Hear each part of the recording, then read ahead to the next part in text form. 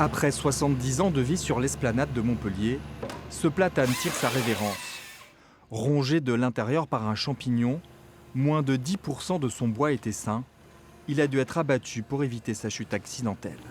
Ces arbres sont attaqués par des champignons qui s'attaquent au bois, à la lignine, et qui vont progressivement se développer en partant le plus souvent des racines. Ils rentrent par des blessures causées sur les racines et ils remontent très lentement, ça peut prendre des dizaines d'années, le long du tronc.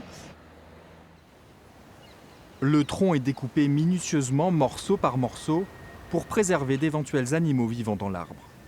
Avec une petite caméra, cet écologue vérifie l'absence de faune sauvage dans les cavités.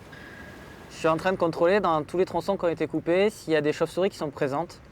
En cas de présence de chauves-souris, on va laisser les troncs d'arbres posés pendant 48 heures pour leur laisser le temps de sortir la nuit prochaine. Le visage arboré de l'esplanade de Montpellier est amené à changer dans le temps.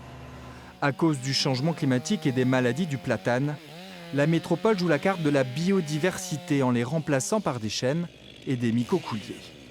Donc l'idée, c'est de ne pas mettre les œufs dans le même panier. On va diversifier les essences pour être sûr qu'au moins certaines survivent dans quelques décennies et qu'on n'ait pas à abattre tous les alignements d'arbres sur la ville de Montpellier.